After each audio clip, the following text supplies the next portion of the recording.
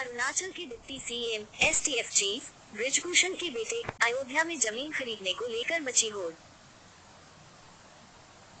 नवंबर 2019 में राम मंदिर निर्माण की अनुमति देने वाले सुप्रीम कोर्ट के फैसले से लेकर मार्च 2024 तक भूमि रजिस्ट्री की इंडियन एक्सप्रेस द्वारा की गई जांच से पता चलता है कि अयोध्या और आसपास के जिलों गोंडा और बस्ती के कम से कम 25 गांवों में भूमि लेन देन की संख्या में 30% तक की वृद्धि हुई है, जो मंदिर के 15 किलोमीटर के दायरे में आते हैं। अयोध्या लैंड लोकसभा चुनाव 2024 में बीजेपी अयोध्या फैजाबाद की सीट समाजवादी पार्टी से हार गई। इसे लेकर विपक्ष सरकार पर हमलावर है। हालांकि जमीनी स्तर पर जनवरी में राम मंदिर के उद्घाटन के बाद एक बड़े पैमाने पर सार्वजनिक निजी विकास पैकेज ने अयोध्या के इर्द गिर्द भूमि को प्रमुख रियल एस्टेट में बदल दिया है।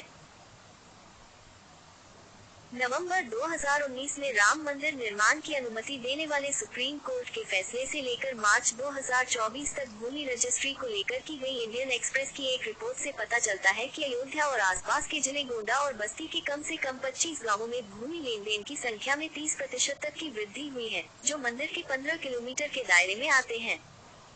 इनमें से कई सौदे परिवार के सदस्यों या विभिन्न दलों के राजनेताओं और सरकारी अधिकारियों से करीबी तौर पर जुड़े लोगों द्वारा किए गए हैं। अयोध्या और आसपास जमीन खरीदने वालों में डिप्टी सीएम से लेकर कई बड़े उद्योगपति भी शामिल हैं। अरुणाचल प्रदेश के उप मुख्यमंत्री चौना मीन, अरुणाचल के डिप्टी सीएम के दोनों बेटे चौकान सेन मीन और आदित्य मीन ने सितंबर 2022 और सितंबर 2023 के बीच अयोध्या और गोंडा को अलग करने वाली सरयू नदी के पार महेशपुर कोंडक में मंदिर से 8 किलोमीटर दूर 3.99 हेक्टेयर जमीन 3.72 करोड़ रुपए में खरीदी। 25 अप्रैल 2023 को उन्होंने 0.768 हेक्टेयर जमीन 98 लाख रुपए में बेची। आदित्य मीन ने कहा, हमने पर्यटन विकास के लिए जमीन खरीदी है। हम एक होटल बनाएंगे और कुछ लैंडस्केपिंग भी करेंगे। बता दें कि इस साल जून में मीन ने नए अरुणाचल मंत्रिमंडल में फिर से उप मुख्यमंत्री के रूप में शपथ ली। भाजपा के पूर्व सांसद ब्रिजभूषण शरण सिंह के बेटे करण भूषण नंदिनी इंफ्रास्ट्रक्चर के मालिक हैं। उन्होंने राम मंदिर से 8 किलोमीटर दूर महेशपुर कोंडा में 0.97 हेक्टेयर जमीन जनवरी 2023 में 1.15 करोड़ रुपए में खरीदी। इसके बाद उन्होंने जुलाई 2023 में 635.72 वर्ग मीटर जमीन 7.96 लाख रुपए में बेच ली।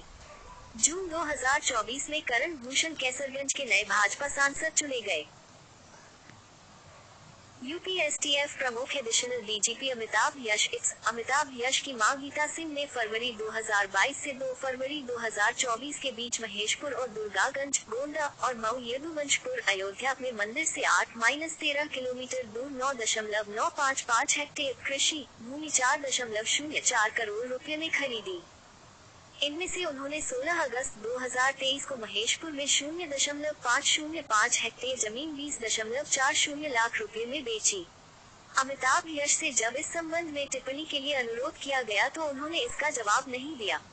ऑल्सो रीड, कैबिनेट में सभी उच्च जाति वाले मंत्री न बनाए जाने से नाराज कर्नाटक बीजेपी सांसद ने पार्टी को बताया दलित विरोधी।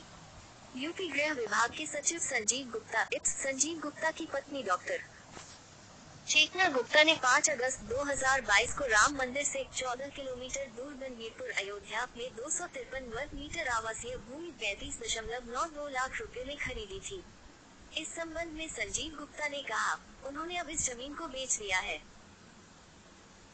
यूपी शिक्षा विभाग के संयुक्त निदेशक अरविंद पांडे और उनकी पत्नी ममता ने जून और अगस्त 2023 के बीच मंदिर से 7 किलोमीटर दूर शाहनवाजपुर माझा अयोध्या में 64.57 लाख रुपए में 1051 वर्ग मीटर आवासीय जमीन खरीदी।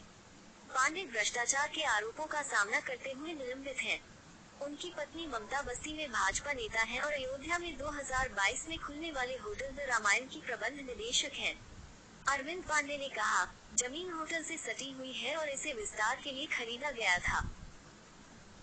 रेलवे के डिप्टी चीफ इंजीनियर महाबल प्रसाद के बेटे अंशुल ने नवंबर 2023 में मंदिर से 7 किलोमीटर दूर शाहनवाजपुर माझा में एक अन्य व्यक्ति के साथ मिलकर 0.304 हेक्टेयर कृषि भूमि 24 लाख रुपए में खरीद